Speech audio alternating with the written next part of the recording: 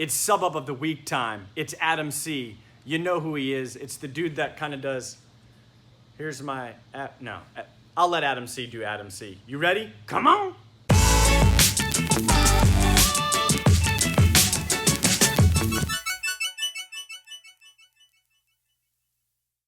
Hey, what's going on YouTube? Adam C here. Thanks to Jay for having me on today. So I'll be answering 3 questions and then taking you guys on a tour of my fish room. What's your best advice for an aquarium hobbyist? Go. For me, that's easy. It would be research your fish before you buy them and add them in your tank. Researching your fish, that can solve almost any problem you're going to run into, from aggression to pH problems to fish just generally not being healthy. All that can be solved by researching the type of fish you want to get ahead of time. If you couldn't keep African cichlids anymore, what would you keep and why? I really like Lethrinops as far as African cichlids. So kind of the same thing for them in the South American fish is sort of Geophagus. So I think I would go with Geophagus. They give that kind of similar translucent type color. I just think they're really cool. They're sand sifters, and I always like fish digging through the sand. I find it very interesting since it's their natural behavior. Why do you even make videos, Adam? Tell us why! When I started, not a lot of people kept the type of fish that I kept, so it was just kind of a way to share my fish. But I quickly realized that I was making friends around the country and around the world that I never would have met, any other way, including Jay.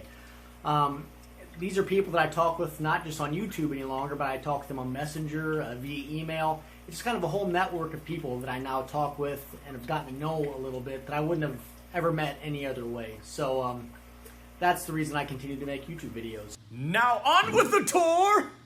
No, get up off your butt, Adam, and show us your fish tanks. On with the tour. So beginning with the tour, this is a 6-foot 220. This is my all-male HAP show tank. The fish in here range from 6 inches to 10 inches. This is probably my favorite tank. The next tank, this is a 6-foot 125. I use this tank for breeding. In here I have 2 different types of fish. I have a breeding group of wild-caught Taniolethronop furcicauda yellow. There is the male in the back. He colors up a lot whenever he's in breeding mode. When he's not breeding, he just kind of stays yellowish with a hint of blue on his face. Then I also have a young group of Lichnochromis acuticeps, Malawi gar. They're only about 4 inches, so they got a long ways to go.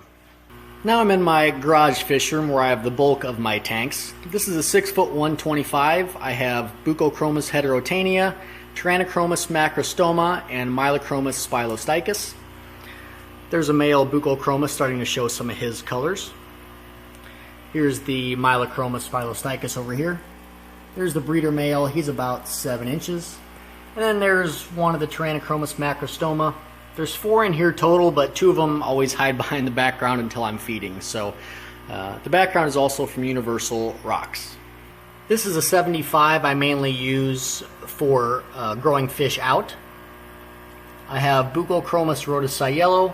There's about 30 in there. And then I have Mylochromis spilostachys, younger ones. These guys range from about 2 to 3 inches. This is a 40-gallon tank, and this consists of Taniolethronop furcicauda yellow fry. They're about 1 inch, maybe 1 1/4 inches. There's also a few Mylochromis in here as well, just scattered about. But this is mainly for the Taniolethronop furcicauda yellow. This is a 20 long. This tank looks really dirty, so I apologize for that. But these are Mylochromis spilostachys. These are about 1.5 inches, some maybe pushing 2 inches.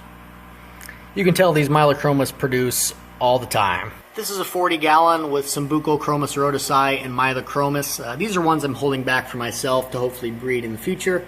I just moved them in this tank today, so they're a little bit skittish, but they'll settle in and they'll be in here for maybe a month or 2 until they go into the 75-gallon.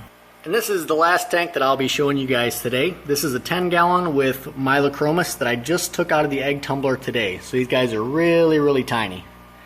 They're about to be fed for the first time. So I hope everyone enjoyed, and I want to thank Jay again for having me on today. I certainly appreciate it. See you guys next time.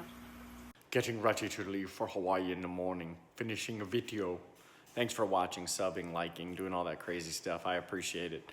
Do something that is out of the ordinary. Open a door for somebody, let them go first, thank them, high five them, whatever the case is. You know what's next. Holla!